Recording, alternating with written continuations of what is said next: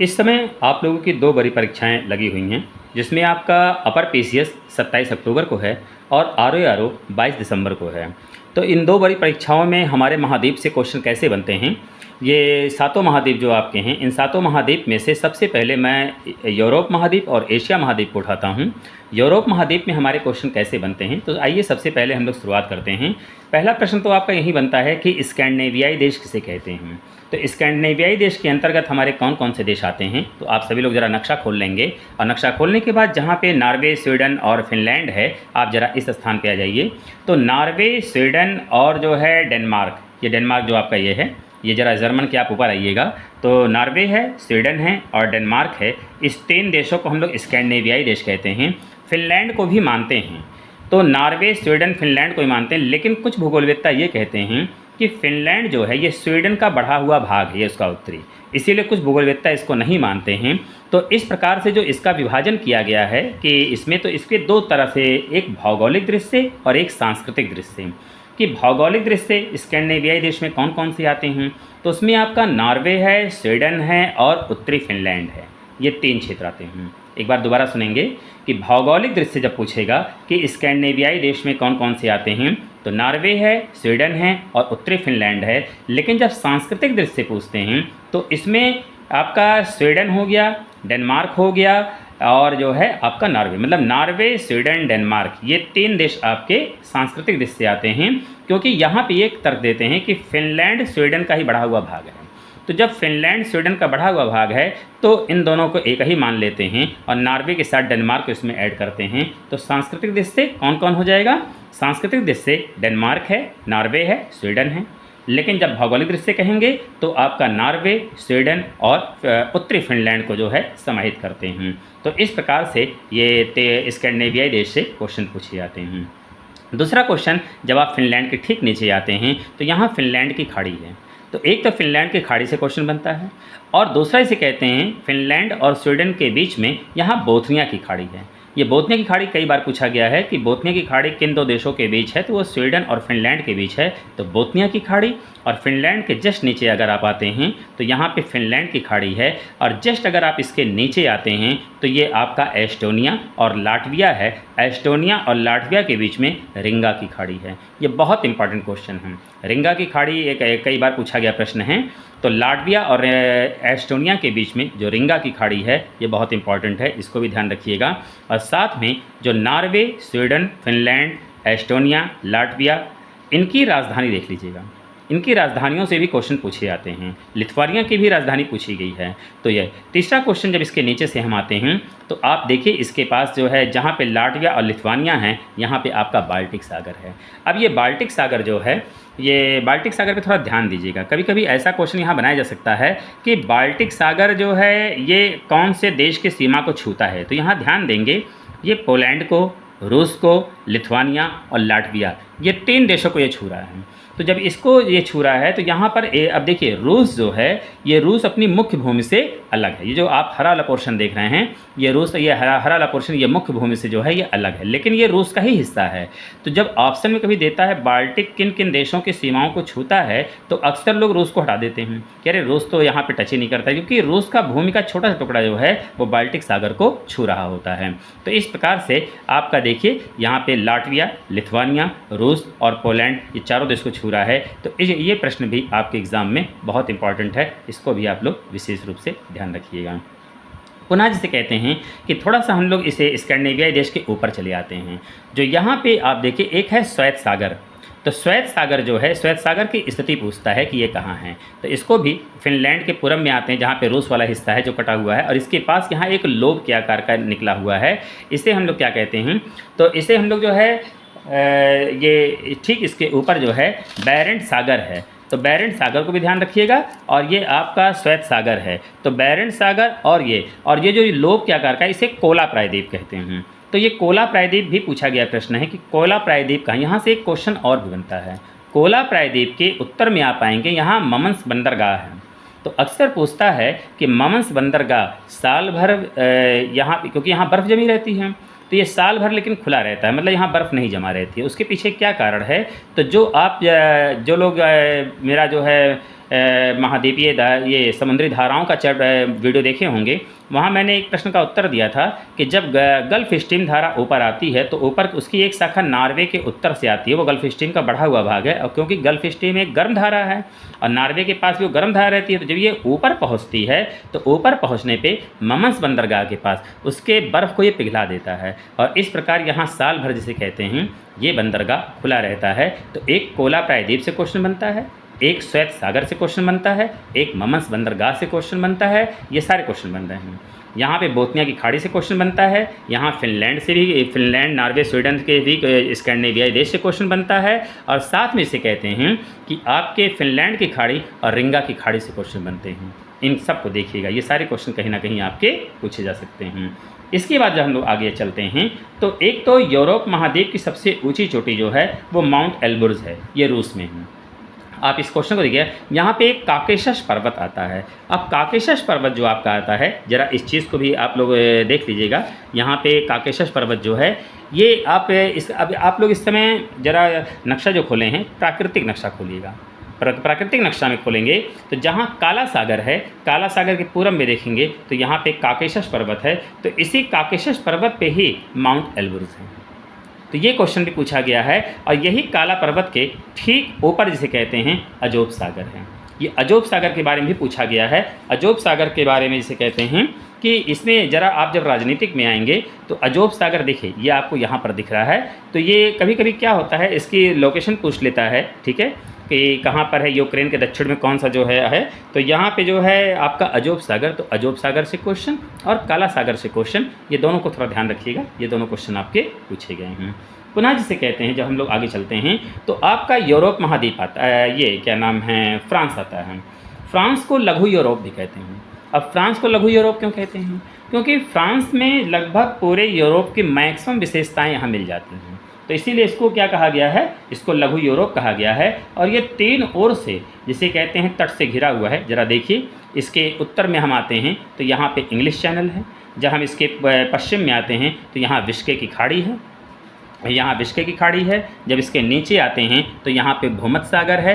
तो इस प्रकार से इसे कहते हैं कि ये फ्रांस जो आपका है, ये फ्रांस तीन ओर से, उत्तर से भी, पश्चिम से भी, पूरब से भी, जिसे कहते हैं कि ये सागरों से घिरा हुआ है। तो ये भी एक प्रश्न पूछ सकता है, इसको विशेष रूप से ध्यान दीजिएगा, ठीक है। बाद में वोल्गा जिसे कहते हैं यूरोप की सबसे लंबी नदी है। अब वोल्गा जो यूरोप की सबसे लंबी नदी है, अक्सर इससे ये प्रश्न पूछता है कि ये कहाँ गिरता है, तो ये कैस्पियन सागर में गिरता है। कैस्पियन सागर जो है, अगर आप देखेंगे तो कैस्पियन सागर आपका यहाँ पर है, ठीक है। तो क्योंकि कॉमन क्वेश्चन है, लगभग हर कोई जानता है, तो जो क्वेश्चन कठिन है थोड़ा उस पर ही विशेष रूप से ध्यान दें। ये सब क्वेश्चन क्योंकि शुरू से लोग पढ़ते आते हैं कि वोल्गा कहाँ गिरती है कैस्पियन सागर में, तो बड़ा कॉमन क्वेश्चन है, नक्शे में देख लीजिएगा, आपका काम यहाँ से बन जाएगा, ठीक है। आते हैं इसमें हम लोग जर्मन की ओर आते हैं। अब जर्मन में जब आते हैं तो जर्मन से हमारे दो तीन क्वेश्चन। पहली बात तो यहाँ पे एक राइन नदी है, तो राइन नदी से क्वेश्चन जो बनता है जर्मन में कि ये रिफ्ट घाटी से होकर बहती है। अब जर्मन में जो राइन नदी है ये रिफ्ट घाटी से बहती है, पहला क्वेश्चन तो यही बनता है। और दूसरा क्वेश्चन जो आपका राइन बनता है कि राइन जो है इसके किनारे कौन सा नगर बसा है, तो जर्मन का कोलोन। जर्मन का कोलोन, हो सकता है हर नक्शे में कोलोन नगर ना दिखाया हो, ठीक है। तो इसको आप लोग जो थोड़ा सा नदी को देखिएगा, और नदी को देखने के बाद जिसे कहते हैं, ना हो तो इसको गूगल भी कर लीजिएगा, क्योंकि हर नक्शे में चीज़ दिखा नहीं रहता है, लेकिन आप जान जाएं कि राइन के तट पर कोलोन जर्मन का एक नगर है जो बसा हुआ है।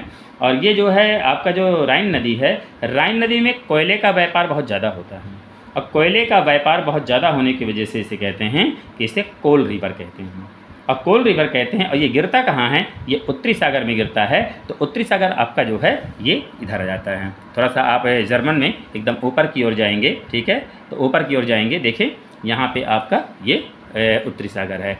अच्छा, ये एक खतरनाक जगह है भाई, ध्यान रखिएगा इसको। ये आपका बाल्टिक सागर है। बाल्टिक सागर के बाद जिसे कहते हैं कि यहाँ पे आपका उत्तरी सागर है, ठीक है। और ये डेनमार्क और जर्मन के बीच में यहीं पे एक कील नहर है, तो कील नहर को भी ध्यान रखिएगा। ये कील नहर जो है ये आपके उत्तरी सागर और बाल्टिक सागर के बीच है। ये प्रश्न बहुत इंपॉर्टेंट है कि केल नहर किन दो सागरों को जोड़ता है, तो एक बाल्टिक सागर को, एक उत्तरी सागर को जोड़ता है। अगर देश देखेंगे तो जर्मन और डेनमार्क के बीच में ये है, ठीक है, ये केल नहर है। तो इससे भी क्वेश्चन आपके पूछे जाते हैं, इसको भी थोड़ा सा विशेष ध्यान रखिएगा। और जो आपका केल ये राइन नदी है, इस राइन नदी में कोयले के अधिक व्यापार के कारण इसे कोयला रिवर भी कहते हैं या कोयला नदी भी कहते हैं, ठीक है, कोयला नदी इसे कहते हैं। और ये गिरता कहाँ है, ये उत्तरी सागर में गिरता है। एक प्रश्न जो इससे थोड़ा जलमार्ग से बनता है कि राइन विश्व का सबसे अधिक व्यस्त आंतरिक जलमार्ग है। ये कोई अगर ऐसा कभी पूछ ले कि सबसे अधिक आंतरिक व्यस्त जलमार्ग कौन सा है, तो वो आपकी राइन नदी है। तो इससे भी एक क्वेश्चन बनता है, इसको भी थोड़ा सा आप लोग ध्यान रखेंगे, ठीक है। अब यहाँ पे एक डैन्यूब नदी आती है। डैन्यूब नदी जो है ये 8 देशों से गुजरती है। अब जो 8 देशों से डैन्यूब नदी गुजरती है, ये आपके ये छोटे छोटे देश हैं, तो इनको जरा देखिए, ये ब्लैक फॉरेस्ट पर्वत से निकलता है। तो जो डैन्यूब नदी है ये 8, तो पहला प्रश्न तो यही बन जाता है डैन्यूब से कि 8 देशों से गुजरती है। तो जो आपका ऑस्ट्रिया है, हंगरी है यहाँ पे, तो जो ऑस्ट्रिया है, हंगरी है, थोड़ा इन सारे इसको देख लीजिएगा थोड़ा नक्शे में, अगर आप, क्योंकि हर चीज़ को नक्शे में आसानी से दिखाना भी थोड़ा सा, क्योंकि नक्शे में हर चीज़ मेंशन नहीं रहता है। लेकिन मैं बोल दे रहा हूँ कि जैसे ऑस्ट्रिया हो गया, हंगरी हो गया, चेकोस्लोवाकिया हो गया, युगोस्लोवाकिया, रोमानिया, तो इन देशों के लगभग 8 देश ऐसे हैं जहाँ पे आपकी ये नदी निकलती है, ठीक है। तो इसको भी ध्यान रखिएगा कि डैन्यूब नदी कितने देशों से गुजरती है, ये 8 देशों से गुजरती है। अब यहाँ पे कुछ चीज़ें हैं जो मैं आपको बोल दे रहा हूँ, आप इसे नोट कर लीजिएगा कि किस नदी के किनारे कौन कौन से आपके नगर बसे हैं। तो ये क्वेश्चन इंपॉर्टेंट है, अक्सर पूछता है। जैसे आप कहते हैं कि लंदन, तो लंदन ये आपका इंग्लैंड का है। तो इंग्लैंड का अगर ये है आपका, तो इंग्लैंड में जो है लंदन किस नदी के तट पर है, तो ये टेम्स नदी के तट पर है, ठीक है। तो लंदन जो है आपका टेम्स नदी के तट पर है। तो थोड़ा इसको ध्यान रखिएगा, क्योंकि यहाँ पे नक्शे में तो दिखाया, नक्शे में हो सकता है आपके ना दिखाया हो, यहाँ पर भी वो नदी तो अभी बनाया नहीं है, लंदन शहर को मेंशन किया है, लेकिन ये टेम्स नदी के तट पर है। इसी प्रकार जब आप कहते हैं टंगस, तो टंगस एक नदी है जो आपके पुर्तगाल में है। और जब पुर्तगाल में आते हैं तो पुर्तगाल की जो राजधानी है उसका नाम है लिस्बन। तो पुर्तगाल की राजधानी जो लिस्बन है, जब आप यहाँ पे आते हैं तो लिस्बन जो है किस नदी के तट पर है, ये टंगस नदी के तट पर है। इसको विशेष रूप से ध्यान रखिएगा। बाद में इसे कहते हैं स्प्री। स्प्री जो है ये बर्लिन नदी पर है। बर्लिन का है जर्मनी में। जब आप जर्मन में जाएंगे तो जर्मन में जो है एक स्प्री नदी है, और स्प्री नदी के तट पे ही आपका बर्लिन बसा हुआ है। एक विस्ला है। विस्ला ये पोलैंड जो बगल में है, तो पोलैंड की जो राजधानी है, पोलैंड का जो नगर वारसा है, इस वारसा किस पे है, ये विस्ला नदी पर बसा हुआ है। इसको विशेष रूप से ध्यान रखिएगा, ठीक है। ऐसे ही इसे कहते हैं कि पेरिस, ये फ्रांस का, तो फ्रांस का जो पेरिस है ये सेन नदी के तट पर है। तो ऐसे कुछ नगर हैं जो कभी कभी इनसे एग्ज़ाम में क्वेश्चन इससे पूछे जाते हैं। ऐसे ही कौन सी नदियां हैं यूरोप की जो किस स्थान पे गिरती हैं, मतलब किस सागर में, तो जब जैसे डैन्यूब है तो ये काला सागर में गिरता है। काला सागर आपका ये है, डैन्यूब यहाँ पे आकर गिरती है। आपका राइन है तो राइन जर्मन में है, ये उत्तरी सागर में आपका गिरता है। जो एल्ब है ये भी उत्तरी सागर में गिरता है। विस्ला है ये पोलैंड के पास, तो ये विस्ला जो है ये बाल्टिक सागर में गिरता है, ये उत्तर की ओर है। ऐसे सेन नदी है जो फ्रांस में आपकी बहती है, तो सेन नदी से कहते हैं वो इंग्लिश चैनल में गिरता है। ये इंग्लैंड और फ्रांस के बीच में ये आपका इंग्लिश चैनल है। इस पर थोड़ा सा विशेष रूप से फोकस करिएगा। यहाँ पर देखिए, तो ये जो है ये एक ऐसा प्रश्न है जो मतलब कहता है कि हाँ इंग्लिश चैनल कहाँ, इंग्लिश चैनल हो गया, उत्तरी सागर हो गया, बाल्टिक सागर हो गया, फिनलैंड की खाड़ी हो गई, रिंगा की खाड़ी हो गई। ये सब क्वेश्चन काफ़ी इंपॉर्टेंट है, इन सब को थोड़ा सा विशेष रूप से ध्यान रखिएगा। एक प्रश्न बहुत इंपॉर्टेंट बनता है, ये जो आपने अभी स्प्री बर्लिन का पढ़ा है ये जर्मन में, तो स्प्री नदी ये स्प्री नदी किसकी सहायक है, ये हॉवेल की सहायक है। ये क्वेश्चन पूछा है, नक्शे में आपको दिखेगा नहीं, जो या तो इंसेंबल वगैरह लीजिए वहाँ पे आपको दिख जाएगा, लेकिन अगर ये ब्रजवासी है, ऑक्सफोर्ड है और नवीन, ये सब नक्शे में तो उतना नहीं बताया है। लेकिन ये जब आप देखेंगे कि ये स्प्री नदी किसकी सहायक है, ये हॉवेल की सहायक है। लेकिन अगर कभी क्वेश्चन को पलटता है फ्रांस को लेकर, फ्रांस में कभी कभी क्या पूछता है कि फ्रांस की सबसे लंबी नदी कौन है, तो फ्रांस की सबसे लंबी नदी वो लोरी है और दूसरी सबसे लंबी नदी वो सेन है। ये दो क्वेश्चन और इसमें बनते हैं। इसी के साथ ही जब आप आगे चलते हैं तो आपका आता है जिब्राल्टर जल संधि। अब जिब्राल्टर जल संधि जो आपकी रहती है, ये जिब्राल्टर जल संधि ये आपके भूमध्य सागर को और अटलांटिक महासागर को, आप जब विश्व का नक्शा खोलेंगे, क्योंकि मैंने यहाँ पे खाली यूरोप महाद्वीप का खोला है, लेकिन जब आप विश्व का खोलेंगे जरा उसको देखेंगे और स्पष्ट हो जाएगा कि जो आपका भूमध्य सागर है और जो अटलांटिक महासागर है इसको कौन जोड़ता है, ये बीच में जिब्राल्टर जल संधि है। जिब्राल्टर जल संधि ये स्पेन और मोरक्को के बीच है, बहुत इंपॉर्टेंट है ये। ये पूछता है कि जिब्राल्टर संधि किन दो देशों के बीच है, तो ये स्पेन और मोरक्को के बीच है, तो इसको भी ध्यान रखिएगा। और इसे ही क्या कहते हैं, भूमध्य सागर की कुंजी, क्योंकि अगर इस भूमध्य सागर में आपको आना है तो आपका यही एक रास्ता है जो आप अटलांटिक महासागर से आ सकते हैं, इसीलिए इसे क्या कहते हैं, भूमध्य सागर की कुंजी कहते हैं यहाँ पे। अब ये जो भूमध्य सागर है, इससे आपके कई सारे प्रश्न बन जाते हैं, थोड़ा सा इसको आप लोग विशेष रूप से ध्यान दीजिएगा। जैसे मान लिया, जैसे मैं आपको यहाँ पे दिखाना चाहूँगा कि सबसे पहले ये काला सागर आपका है, काला सागर के बाद यदि आप नीचे आते हैं तो आपका एजियन सागर बनता है। एजियन सागर इसे कहते हैं कि एजियन सागर के जस्ट हम पश्चिम में आते हैं तो आयोनियन सागर आता है, आयोनियन के पश्चिम में आते हैं टर्रेनियन सागर आता है, टर्रेनियन के जैसे अब ये टर्रेनियन के पास यहाँ से एक प्रश्न बनता है। एक बार प्रश्न पूछा हुआ था, ये जो आपका सार्डिनिया है, सार्डिनिया और कोर्सिका, ये किन दो किसके किसके बीच है, जो ऑप्शन दिया था वो ये दिया था कि इटली है, और थोड़ा सा जो है आप लोग इसको नक्शा खोल के थोड़ा देखेंगे कि जो आपकी इटली है, सिसिली है, और क्या नाम है सार्डिनिया है, और ये आपका ये क्या नाम है, ये बेलियारिक द्वीप। तो बेलियारिक द्वीप समूह भी पूछा गया प्रश्न है, कोर्सिका के बारे में भी पूछा गया है, सार्डिनिया के बारे में भी पूछा गया है, ठीक है। इन सबको थोड़ा देख लीजिएगा अच्छे से। और ये जो इटली है, इटली का यहाँ पे सिसिली है, तो इन सब के बीच में अब यहाँ से कोई भी पूछ सकते, जैसे मान लिया कोर्सिका किसके बीच है, तो यहाँ से कोई भी चार नाम दे देगा, या मान लिया सार्डिनिया किसके बीच है, तो बेलियारिक दे दिया, कोर्सिका दे दिया, सिसिली दे दिया, इटली दे दिया, तो ऐसा नाम दे के वो क्वेश्चन पूछ सकता है। पूछने का तरीका उसका कुछ भी हो सकता है, ठीक है। तो ये ज़्यादा बेलियारिक को देख लीजिएगा, सार्डिनिया को देख लीजिएगा, कोर्सिका को देख लीजिएगा, ठीक है। इटली को देख लीजिएगा, इटली की राजधानी रोम है, इसको ज़रा देख लीजिएगा, ठीक है। यहाँ पे जो है सिसिली द्वीप समूह है, इसको देख लीजिएगा, ठीक है। तो ये सारे इसे कहते हैं। आयोनियन सागर है यहाँ पे एजियन सागर है, एजियन के बगल में एथेंस है, इसको देख लीजिएगा। तो इस प्रकार से इसे कहते हैं। ये सारे क्वेश्चन कहीं ना कहीं आपके एग्जाम में पूछे जा सकते हैं, इन सारे प्रश्नों को, ठीक है। अब ऐसे में ही आपका एक प्रश्न बनता है कि बाल्कन क्षेत्र किसे कहते हैं। अब जब बाल्कन क्षेत्र आप कहते हैं तो बाल्कन क्षेत्र में ये जो पूरा आप क्षेत्र देख रहे हैं, ये पूरा बाल्कन क्षेत्र है, ठीक है। यहाँ पे तो यहाँ पूछता क्या है कि जैसे बाल्कन क्षेत्र में कौन कौन से देश आते हैं, जैसे आपका अल्बानिया हो गया, ये अल्बानिया हो गया, ठीक है। आपका सर्बिया हो गया, आपका स्लोवानिया हो गया, ठीक है। ये स्लोवानिया जो है अल्बानिया, ये अल्बानिया हो गया, सर्बिया हो गया, हर्जेगोविना हो गया, क्रोशिया हो गया, ठीक है, रोमानिया हो गया, बुल्गारिया हो गया, ये मैसेडोनिया हो गया, ये ग्रीस, तो ये ग्रीस हो गया। तो ये जो पूरा क्षेत्र आप देख रहे हैं, ठीक है, ये सारा जो है इसमें ये बोस्निया हर्जेगोविना हो गया, ये सारे के सारे क्षेत्र किस में आते हैं, ये बाल्कन क्षेत्र में आते हैं। तो इनको भी ध्यान रखिएगा कि बाल्कन क्षेत्र में क्वेश्चन ये पूछ सकता है, बाल्कन क्षेत्र में कौन नहीं आता है, ऐसा क्वेश्चन पूछ लेगा, ठीक है। तो इसको एक बात और ध्यान रखिएगा, देखिए यूरोप में तुर्की दिखा रहा है। अब तुर्की जो है, देखिए तुर्की एशिया में भी है, ठीक है, और तुर्की यहाँ पे यूरोप में है। तुर्की का 98% हिस्सा वो एशिया में है और 2% हिस्सा वो यूरोप में है। अब इसीलिए तुर्की एक ऐसा देश है जो एशिया यूरोप दोनों में है। तो यहाँ पे कभी कभी क्वेश्चन थोड़ा सा घुमा के पूछ लेता है कि आपका कौन सा देश ऐसा है मध्य एशिया का जो आपके यूरोप में भी है, तो तुर्की एक ऐसा देश है जो आपके क्या नाम है, यूरोप और एशिया दोनों में आता है, इसको भी थोड़ा सा ध्यान रखिएगा। अब यहाँ पे जो है एक जो इटली है, इटली से एक क्वेश्चन जो विशेष रूप से बनता है, जैसे इटली की गंगा किसे कहते हैं, एक प्रश्न ये बनता है। तो तो यहाँ एक पो नदी बहती है, पो नदी को इटली की गंगा कहते हैं, और इटली को यूरोप का भारत भी कहते हैं। जैसे भारत में जो है आपके पौराणिक स्थल और प्राचीन नगर है, ऐसे ये भी यहाँ का प्राचीन नगर है, पौराणिक स्थल यहाँ कुछ ज़्यादा ही हैं।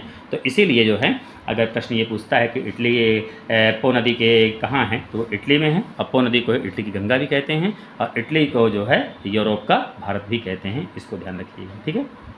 अब यहाँ पे कुछ आपके लव एयर क्षेत्र हैं, कुछ कोयला क्षेत्र है, कुछ ऑटोमोबाइल उद्योग से संबंधित हैं, कुछ सूती वस्त्र से संबंधित स्थान हैं। इन स्थानों के बारे में क्वेश्चन बनता है। जैसे यदि आप जर्मन में चले आइए, तो जर्मन में जब आप आते हैं तो जर्मन में आने के बाद जो है आपका यहाँ पे पूछता है रूर और सार क्षेत्र, बहुत पूछता है जर्मन, ठीक है। तो जर्मन में रूर और सार क्षेत्र जो है ये आपका कोयला क्षेत्र है, और जर्मन में ही सैक्सोनी क्षेत्र है। तो रूर सार सैक्सोनी ये पूछा गया प्रश्न है। साथ में साइलेशिया, आप पोलैंड में आते हैं तो पोलैंड में साइलेशिया क्षेत्र है। अब साइलेशिया जो आपका है, ये साइलेशिया तो क्या नाम है, साइलेशिया, हाँ, पोलैंड का साइलेशिया और जर्मन का जो है रूर सार और सैक्सोनी क्षेत्र, ये आपके सब कोयले के क्षेत्र हैं। लेकिन जब हम आपके लॉ एस्क में आते हैं तो लॉ एस्क जर्मन में भी साइलेशिया एक ऐसा बेल्ट है जिसका थोड़ा सा हिस्सा जो है पोलैंड में है, थोड़ा सा हिस्सा जर्मन में है, तो ये जर्मन में भी इसकी थोड़ी सी आती है। जर्मन में एक प्रश्न और बनता है लॉ एस्क से। लॉ एस्क में जर्मन में साइलेशिया और बेसर घाटी इस दोनों क्षेत्र को पूछा गया है। फ्रांस में लॉ एस्क का लॉरेन क्षेत्र बड़ा फेमस है, और ग्रेट ब्रिटेन में जब हम आते हैं तो यहाँ पे नॉर्थम्पटन क्षेत्र फेमस है। तो थोड़ा सा नॉर्थम्पटन को देख लीजिएगा, ठीक है। नॉर्थम्पटन आपको ये मिल जाएगा नक्शे में, ये लिखा होगा, तो थोड़ा सा इसको, हाँ ये साउथहैम्पटन इसी के ऊपर में आएंगे, यहीं पे नॉर्थम्पटन रहेगा। आप नक्शे में देखिएगा तो आपको आसानी से मिलेगा। किसी किसी नक्शे में रहता है, किसी में नहीं रहता है, तो वो आप या तो गूगल कर लीजिएगा या तो आप वहाँ पे मेंशन कर लीजिएगा कि हाँ नॉर्थम्पटन क्षेत्र है। और इसी प्रकार जब आप स्वीडन में आते हैं तो स्वीडन का जो है आपका गैलीवारा क्षेत्र, ये भी बहुत पूछता है। और आपका स्पेन जो रहता है, स्पेन का बिलबाओ क्षेत्र, तो यहाँ पे बिलबाओ ये सारे तो स्पेन, ये लॉ एस्क क्षेत्र हैं, जितना भी मैं नाम ले रहा हूँ जो इस समय, ये लॉ एस्क क्षेत्र, जैसे स्पेन का बिलबाओ, स्वीडन का गैलीवारा, ग्रेट ब्रिटेन का नॉर्थम्पटन, फ्रांस का लॉरेन और जर्मन का साइलेशिया और बेसर घाटी, ये आपके सारे कौन हैं, लॉ एस्क क्षेत्र हैं। ऐसे ही ऑटोमोबाइल के मामले में 2-3 नाम तो ऐसे हैं जो एग्जाम में बहुत पूछा, जैसे इटली का तुरीन क्षेत्र, ये ऑटोमोबाइल उद्योग में बहुत फेमस है, तो इटली का तुरीन क्षेत्र हो जाता है। और फ्रांस का पेरिस, और बाद में लंदन का, मतलब ब्रिटेन का कह लीजिए, ब्रिटेन का लंदन और बर्मिंघम, ये आपके बड़े फेमस स्थान हैं, तो इनको भी ध्यान दीजिएगा कि ये कहाँ कहाँ है। तो इससे ब्रिटेन से ये क्वेश्चन पूछ सकता है। सूती वस्त्र के मामले में आते हैं तो ब्रिटेन का लंकाशायर क्षेत्र, ये बहुत इंपॉर्टेंट है। तो ब्रिटेन का लंकाशायर क्षेत्र जो पूछता है, और जो आपका मैनचेस्टर क्षेत्र, ब्रिटेन का लंकाशायर और मैनचेस्टर, 2 क्वेश्चन यहाँ से ज़्यादा बनता है। और इटली का जो है मिलान क्षेत्र, ये बहुत फेमस है। और फ्रांस का नॉर्मंडी क्षेत्र, ये सब आपके सूती वस्त्र उद्योग में। सूती वस्त्र में कौन कौन है, फ्रांस का नॉर्मंडी, इटली का मिलान और ब्रिटेन का लंकाशायर और मैनचेस्टर। तो ये सारे क्षेत्र जो है आपके विशेष रूप से पूछे जाते हैं, तो इनको थोड़ा सा ध्यान दे लीजिएगा। अब ऐसे में ही यहाँ पे 2-3 पर्वत ऐसे हैं जो आपके एग्ज़ाम में बहुत पूछा जाता है, ठीक है। अब ये जो पर्वत पूछे जाते हैं, थोड़ा सा इनको भी हम लोग ध्यान दे लेंगे। जैसे आपके ब्रिटेन में आपका पेनाइन पर्वत, ये ब्रिटेन से पेनाइन। और जब आप इटली में आते हैं तो एपेनाइन। और यहाँ पे जब हम फ्रांस और स्पेन की सीमा पे आते हैं तो यहाँ पिरेनीज़। तो यहाँ पे देखिए फ्रांस और स्पेन की सीमा पे यहाँ पिरेनीज़ है। ब्रिटेन में आते हैं तो यहाँ पे पेनाइन है, और जब हम इटली में आते हैं तो एपेनाइन है।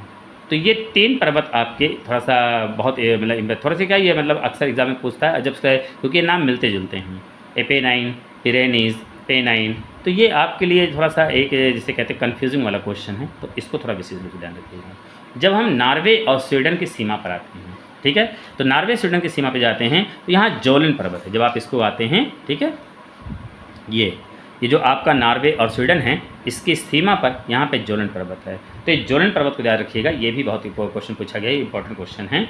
और ऐसे ही एक जूरा पर्वत आता है जो फ्रांस और स्विट्ज़रलैंड की सीमा पर है। जो आपका फ्रांस है और स्विट्ज़रलैंड, इसकी सीमा पर जो है एक जूरा पर्वत है। यहाँ मेंशन नहीं है नक्शे में, ठीक है, लेकिन आप इसे देखिएगा, ये बहुत इंपॉर्टेंट पर्वत है, तो इसको भी ध्यान रखिएगा। और जो यहाँ बगल में ही पिरेनीज़ मैंने बताया है, जो स्पेन फ्रांस की सीमा पर है, ये भी, क्योंकि सीमा पर पिरेनीज़ भी है और सीमा के पास ही जूरा पर्वत है जो स्विट्ज़रलैंड और आपके फ्रांस के बीच में पड़ता है, ठीक है। इटली में भी आपका एपेनाइन मैंने बताया, जैसे कि इटली में एपेनाइन है। कभी अगर मान लिया पूछ लेता है कि एपेनाइन की सबसे ऊंची चोटी कौन सी है, तो कोरोनो, तो कोरोना इसकी सबसे ऊंची चोटी है, इसको भी ध्यान दीजिएगा, ये क्वेश्चन पूछा जा सकता है, ठीक है। इसी प्रकार एक पूछता है दिनारिक पर्वत कहाँ है, तो दिनारिक पर्वत जो है ये जो आपका अल्बानिया है। थोड़ा सा आप जो है उसके जब नक्शे में आएंगे तो नक्शे में आने के बाद जो है आपका ये जो क्षेत्र है, जैसे अल्बानिया, ये जैसे अल्बानिया हो गया, अल्बानिया के बाद बोस्निया, ठीक है, बोस्निया के हर्जेगोविना के बाद क्रोएशिया, ये क्रोएशिया, हर्जेगोविना, आपका अल्बानिया। तो इन सारे क्षेत्रों में पतले से लंबे के रूप में यहाँ पे 3-4 देशों में एक दिनारिक आल्पस फैला है। जब आल्पस कहेगा तो आल्पस जो है फ्रांस, जर्मन, स्विट्ज़रलैंड की सीमा पर है, ठीक है, इटली के। लेकिन होता क्या है कि जब दिनारिक आल्पस कह देगा तो उसका लोकेशन ये है, इसको ध्यान रखिएगा। ये क्वेश्चन एक बहुत इंपॉर्टेंट है, इसको भी ध्यान रखिएगा। अच्छा, एक प्रश्न और बता दें, जब अगर कहेगा आल्पस तो वो आपका फ्रांस, स्विट्ज़रलैंड और जर्मन और इटली की सीमा पर ये आपका है, ठीक है, यहाँ पे ऑस्ट्रिया की सीमा पर आपका है, ठीक है। लेकिन जब आपका जो है दिनारिक आल्प्स कह दे तो आपका ये क्रोएशिया, बोस्निया हर्जेगोविना और अल्बानिया आपके इस बेल्ट में है। लेकिन जब दक्षिण आल्प्स कह देगा तो आप इसके लिए सीधे न्यूजीलैंड चले जाइएगा। न्यूजीलैंड में दक्षिण आल्प्स वहाँ एक पर्वत है, और न्यूजीलैंड में दक्षिण आल्प्स की जो सबसे ऊंची चोटी है वो ओरोवांकी है, जो जिसे माउंट कुक नाम से भी जानते हैं, उस पर विशेष ध्यान रखिएगा। तो ये सारे क्वेश्चन जिसे कहते हैं ये आपसे, हालांकि जो आल्प्स यहाँ पे मैं फ्रांस के बारे में बता रहा था, ये फ्रांस में है, आपका ऑस्ट्रिया में है, आपका जर्मन में है, और आपका स्विट्जरलैंड, मतलब ये पूरे बेल्ट पे ऐसे लंबे में यहाँ फैला हुआ है आल्प्स। तो ये 4 देशों में है। इसका माउंट ब्लैंक इसकी सबसे ऊंची चोटी है, ठीक है, तो इसको भी ध्यान रखिएगा। तो ये सारे क्वेश्चन कहीं ना कहीं आपके एग्ज़ाम में पूछे जा रहे हैं। इन सारे क्वेश्चन को अगर आप ध्यान रखते हैं, कभी कभी कभी कभी जैसे कहते हैं कि आपका अच्छा, जैसे ये जो जितने भी यूरोप महाद्वीप हैं, तो इनके जो नदियां हैं, जो इनके पर्वत हैं, थोड़ा सा उनको आप लोग ध्यान देने का प्रयास कीजिएगा। ये सब क्वेश्चन कहीं ना कहीं आपके एग्ज़ाम में पूछा जाता है। तो ये जितने भी आपको मैंने बताए, जोर्डन पर्वत, पेनाइन, एपेनाइन, ठीक है, या पिरेनीज़, ये सब है, कोला प्रायद्वीप क्या है उसको भी, बाल्कन क्षेत्र, ये सब क्वेश्चन कहीं ना कहीं पूछा गया है। इन सारे प्रश्नों पे आप ध्यान दीजिएगा, ठीक है। ये सारे क्वेश्चन आपके आए हैं। तो एक मोटा मोटा सा जो आपका था इसमें कि कौन कौन से क्वेश्चन यूरोप महाद्वीप में बनते हैं, तो उसको ध्यान दे लीजिएगा। तो ये एक मोटा मोटा बताने का प्रयास किया गया है। बाकी आपके अब राजधानी से क्वेश्चन कहाँ से आते हैं, एक बार ज़रा इनको भी देख लेते हैं कि किन किन राजधानियों से क्वेश्चन आपके आते हैं। तो जो आपका ये यूक्रेन है, बेलारूस है, Lithuania, Latvia, Estonia, Norway, Sweden, Finland, इन देशों की राजधानियाँ अक्सर पूछ लेता है। तो इनको थोड़ा विशेष रूप से ध्यान दे लीजिएगा, इससे भी क्वेश्चन आपके एग्जाम में काफ़ी पूछे जाते हैं, ठीक है। एक आपका यहाँ पे आइसलैंड आता है, आइसलैंड की राजधानी रिजविक, इससे भी क्वेश्चन पूछता है। एक बार क्वेश्चन पूछा था कि 66 डिग्री जो उत्तरी अक्षांश है उसके दक्षिण में कौन स्थित है। तो देखिए यहाँ पे एक क्वेश्चन बहुत ही खतरनाक बनता है, ये क्वेश्चन आया हुआ है, जो 66.5 डिग्री की ये जो डॉट डॉट लाइन है, आप जरा इसको देखिएगा। देखिए नॉर्वे से भी है, स्वीडन से भी है, फिनलैंड से भी है, और आइसलैंड भी आपसे दिया था। तो देखिए ये 66.5 डिग्री ये नॉर्वे, स्वीडन, फिनलैंड को तो काट रहा है, लेकिन आइसलैंड उसके नीचे, इसको नहीं काट रहा है। क्वेश्चन यही था हमारा, क्वेश्चन था कि 66.5 डिग्री अक्षांश के नीचे हमारे कौन सा देश है, तो आइसलैंड आपका आता है। तो इसको भी ध्यान दीजिएगा। तो इस प्रकार से इसे कहते हैं कि इन सारे प्रश्नों को अगर हम ध्यान देते हैं तो कहीं ना कहीं हमारा क्वेश्चन इस पर काफ़ी हद तक एक मोटा मोटा हम निश्चित ही उसमें सफल होने के चांसेस हमारे ज़्यादा हो जाएंगे, ठीक है। कभी कभी एक प्रश्न ये पूछ लेता है कि ऑस्ट्रेलिया महाद्वीप, यूरोप महाद्वीप, अंटार्कटिका महाद्वीप, इन तीनों महाद्वीपों में कौन, इसका क्रम लगाने के लिए पूछ लेता है। तो इस प्रश्न को भी आप लोग ध्यान रखिएगा। अंटार्कटिका बड़ा है, उसके बाद आपका यूरोप महाद्वीप है, और ऑस्ट्रेलिया महाद्वीप सबसे छोटा है। तो ये प्रश्न बहुत अहम है, क्योंकि जब ऑप्शन करके पूछता है तो उस समय अच्छे बच्चे थोड़ा सा कंफ्यूज कर जाते हैं। तो अंटार्कटिका, यूरोप और ओशिनिया में, ओशिनिया मतलब ऑस्ट्रेलिया महाद्वीप को ही ओशिनिया महाद्वीप कहा जाता है, ठीक है।